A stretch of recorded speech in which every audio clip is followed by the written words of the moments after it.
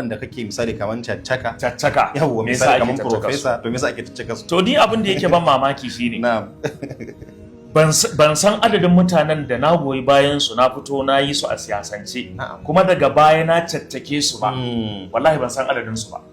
bari mu fara daga babban rumfa na'am Allah ya ji kansa Janar Muhammadu Buhari na'am Janar Muhammadu Buhari muna daga cikin wanda muka yi shi of course kuma duk wanda ya san hudubobi na da maganganuna ya san cewa a jihar Gombe ba alfahari ba dokta tahaddusan bi ni'matillahi la fakhara ba na tunanin akwai malamin da yayi wa Janar Muhammadu Buhari abin da na yi masa a jihar Gombe babu shi dai in a cikin 'yan siyasa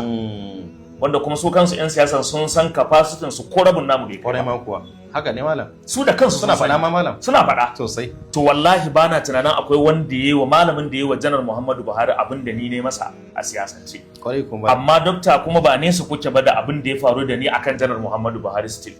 shine da ya kauce hanya aka samu matsaloli sai na dawo kuma na tattake shi tattakar da har ta kai ga sanda aka dakatar da ni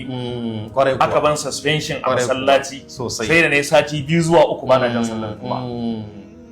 to kaga inda a ce wato tattaka ce ta baya ban to me yasa na yi shi a baya in yin sa da nake dan yana ban to me yasa na tattake shi daga baya kuma to kaga wannan ya kamata mu duba to nan kurkusa dauko shi aswatu muna daga cikin wanda muka yi muslim saboda muna da dalilanmu na cewa akalla mu nasarar da muka yi a muslim ticket shine waɗanda ba mu ba a ƙasar nan su gane muna da yawan da mun fi ƙarfin su wallahi sai dai idan ba mu haɗa kanmu muka yi abin da ya kamata muka yi abin da ya dace su gane haka kuma sun gane wallahi sun gane cewa tabbas musulmin Najeriya suna da yawa da ƙarfin da in sun ga dama sai abin da suke so za a yi a ƙasar sun gane haka wallahi sun gane wannan shi ne babbar manufar mu addinin mu ya samu ɗaukaka ya samu daraja a san cewa mu ne da ƙasar ko an ki ko an so kuma wallahi haka ne kuma yanzu sun fahimta inda wasu su suna kokonto to sun tabbata haka ne saboda ai sun haɗu a bangaren Peter Obi su lallaba ƙuri'un da waye da Kwankwaso da Atiku amma daga ƙarshe dai shine ya ci sosai to amma ka sani bai wuce sati 2 ba wanda wannan hudu ba ta karshe kenan kwarai wanda ne masa ba daɗi akan abubuwa da suke faruwa a Najeriya na harkar rashin tsaro da shauransu to wanda ya ce na yi aswaju ne saboda ya bani kuɗi to me yasa yanzu na tattake